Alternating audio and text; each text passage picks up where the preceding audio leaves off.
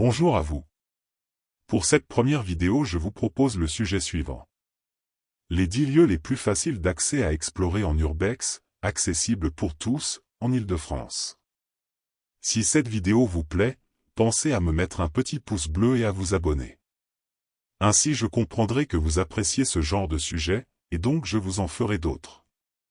Je vous ferai plusieurs séries de 10 sites, avec des accès de facile, 5 étoiles, à difficile, 1 étoile. Par la suite je vous proposerai plusieurs sujets, qui je pense pourraient vous intéresser.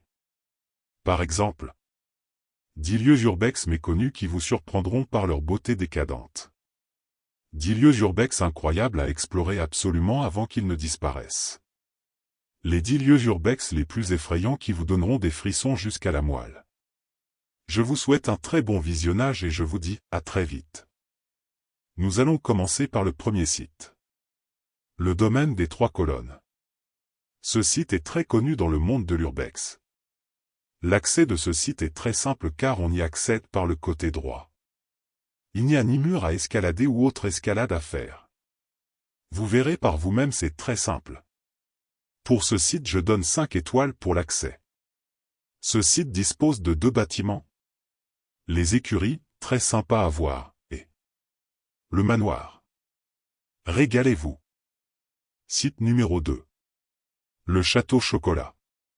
Ce lieu est un peu plus difficile d'accès, je lui donne 4 étoiles.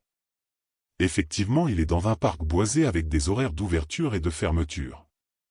Donc il ne peut pas être effectué en urbex nocturne.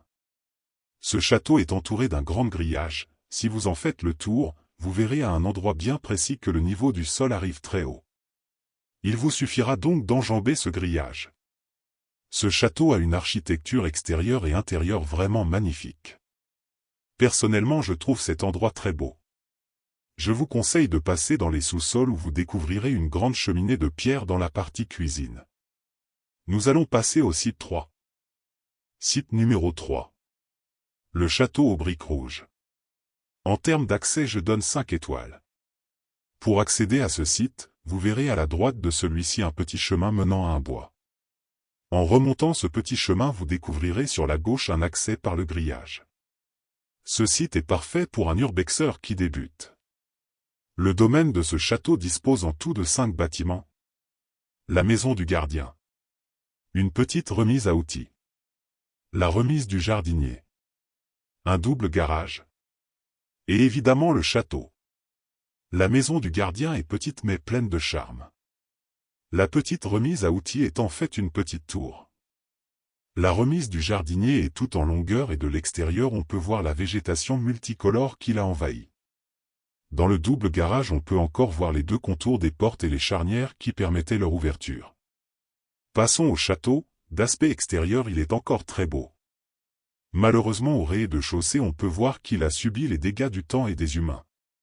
Si vous montez à l'étage de cette demeure vous pourrez voir par vous-même que des travaux avaient commencé pour rénover cette vieille bâtisse.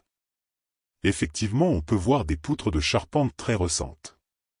Parlons maintenant des sous-sols qui sont de mon avis personnel très glauques. J'ai pu voir sur YouTube quelques enquêteurs en phénomènes paranormaux faire une enquête dans ces sous-sols et qui ont eu pas mal de résultats. Ce lieu est assez isolé des vis-à-vis. Passons au site 4. Site numéro 4. Le château démon, aussi appelé le château de la route. Pour l'accès je donne 5 étoiles. Effectivement comme son deuxième nom l'indique il est accessible de la route. Pour y accéder prenez le petit chemin à gauche du site. Le long du mur droit vous verrez à un endroit bien précis qu'il s'est effondré. Il vous suffit donc de rentrer. Ce site est de nouveau parfait pour quelqu'un qui débute l'urbex. Dans ce lieu on peut voir une tour très étrange, qui possède à l'intérieur juste l'espace d'un escalier en colimaçon en fer. La bâtisse principale dispose de 3 étages. Le rez-de-chaussée, et 2 étages supérieurs ainsi qu'un sous-sol. La végétation a pris possession des lieux. Sur les murs on peut voir que la végétation monte jusqu'au dernier étage. On peut voir à l'extérieur que ce site est très prisé des jeunes du coin qui se sont fait un endroit pour se retrouver et partager des barbecues de plein air. Ils ont même eu la délicate attention de nous fabriquer un petit panneau indicateur avec écrit « Urbex » accompagné d'une flèche en direction du site. Passons maintenant au site 5. Site numéro 5. Un restaurant courte paille abandonné. Pour ce lieu je donne 5 étoiles pour l'accès. Convient très bien aux personnes qui débutent l'urbex. Ce site ne dispose ni de grillage ni de mur, et on y entre facilement par les baies vitrées sur l'arrière du bâtiment qui ont été cassées. À l'époque, il restait beaucoup de choses à l'intérieur, des divans, des chaises, des tables, de la vaisselle et plein d'autres choses. Ce restaurant comme bien d'autres dispose de son parking clientèle, et ils avaient bloqué les accès par de gros parpaings en béton. Aux dernières nouvelles des gens du voyage avaient pris possession des lieux. À ce jour je n'ai aucune info et j'ignore si c'est toujours d'actualité. Passons au site suivant, le numéro 6. Site numéro 6. La Villa Maroc. Pour l'accès je donne 5 étoiles. Ce site se trouve dans un parc avec accès 24 heures sur 24. Ce site convient très bien à des urbexeurs qui débutent dans cette pratique, comptez environ 20 minutes pour la vidéo. On y entre très facilement. Dans cette demeure vous pourrez découvrir plusieurs choses étranges. Une véranda avec une sorte de plan de travail. Des toilettes avec comme plafonnier une vitre. Une porte à 3 mètres du sol, mais avec aucune trace d'un étage. Etc. Beaucoup d'autres choses étranges et insolites à voir sur place. Passons au site 7. Site numéro 7. Le manoir aux vitres rondes. Je donne 3 étoiles, car il est assez difficile d'accès. Il vous faudra passer par-dessus un petit portail. Je conseille ce lieu plus à des urbexeurs ayant un minimum d'expérience. Ce manoir aurait appartenu à un artiste, qui travaillait principalement la pierre. Dans le terrain qui entoure ce manoir on peut voir 3 belles statues taillées dans la pierre ainsi qu'une jolie fontaine de pierre murale.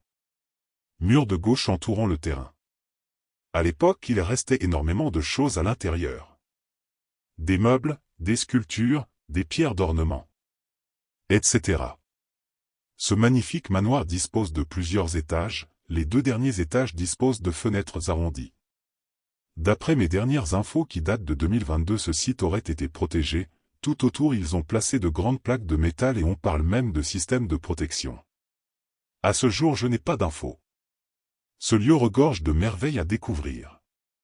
Passons maintenant au site 8. Site numéro 8. L'abattoir abandonné. Première précision, ce site est très vaste, il dispose de plusieurs bâtiments. Si vous souhaitez tout explorer comptez au minimum 2 heures. Pour l'accès je donne 5 étoiles. Vous ne rencontrerez aucun obstacle pour explorer ce site. Ce site urbex est vraiment fait pour toute personne et vous permettra de faire une vidéo ou plusieurs longues ou courtes. Vous pourrez découvrir les différents enclos à animaux, le site de vente, le quai de chargement, les appareils d'électrocution, etc. Si le courage est avec vous, je vous conseille de monter sur le toit du bâtiment principal, le bâtiment le plus haut évidemment et vous aurez une vue à couper le souffle. Passons au site 9. Site numéro 9. La Maison du Preux. Pour ce site je donne 5 étoiles pour l'accès. Cette exploration est faite pour toute personne qui débute dans la pratique de l'urbex. L'entrée de ce lieu ne pose aucune difficulté. Comptez environ 15 à 20 minutes pour votre vidéo. Je vous conseille d'aller aussi à la cave de cette demeure qui est très atypique et très glauque. Sinon rien de particulier à vous signaler. Passons au site 10 et le dernier de cette première série de sites en Île-de-France. Et nous finissons cette première série de sites par la numéro 10. Le hangar à voitures. Ce lieu n'est pas vraiment un hangar, car tous ces véhicules sont laissés à l'abandon en plein air. Mais au même endroit. Jadis il y avait des bâtiments autour, mais le temps les a fait disparaître. Pour ce site je donne 5 étoiles pour l'accès qui est très facile car il se trouve dans un bois. Cette exploration est accessible pour tous. Dans ce site vous découvrirez des véhicules de toutes marques et de toute époque. Effectivement on peut y trouver des véhicules et des carcasses de voitures des années 1800 à nos jours. De la 403 Peugeot de Colombo en passant par l'estafette Citroën de 1948 à des beaucoup plus récentes. Je vous laisse aller les découvrir par vous-même. Si cette première vidéo vous a plu, pensez au petit pouce bleu et abonnez-vous. Plus j'aurai de pouces bleus et d'abonnés en plus et plus ça m'encouragera à en refaire. Merci à vous et à très bientôt.